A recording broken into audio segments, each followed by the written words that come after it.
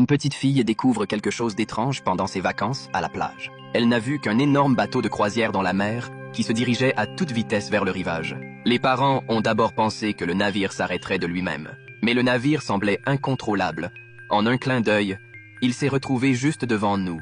Ce n'est qu'à ce moment-là qu'ils ont compris que quelque chose n'allait pas et qu'ils ont immédiatement plié bagages. À ce moment-là, les touristes qui se trouvaient sur la rive ont également compris la gravité du problème. La ruée vers le lointain bientôt, la résistance de la plage a bloqué le bateau de croisière sur le rivage. Heureusement, aucun touriste n'a été blessé. Sous la conduite des agents de sécurité, ils ont quitté les lieux les uns après les autres. C'est le premier jour de leurs vacances.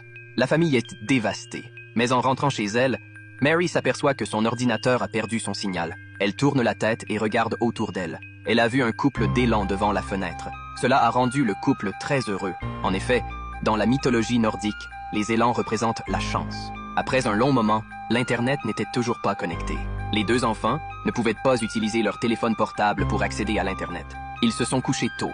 Mary et son mari Jack étaient les seuls à jouer avec les blocs. Soudain, il y a eu un bruit à l'extérieur. Dans cette maison de vacances isolée et inconnue, le fait que l'on frappe à la porte au milieu de la nuit les a rendus tous les deux très nerveux. Lorsque Jack a ouvert la porte, il a trouvé un homme et une femme debout devant la porte. Ce qui est étrange, c'est que l'homme noir en face de lui connaissait Mary. Mary, elle, avait l'air confuse. Bob se présente comme le propriétaire de la maison. Il y a 2 jours, Mary et Louis avaient réservé la maison par courrier électronique. Mais aujourd'hui, le père et la fille sont allés à un concert dans le quartier. Et il y a eu une panne d'électricité dans la maison du centre-ville. Ils ont donc décidé de passer la nuit ici.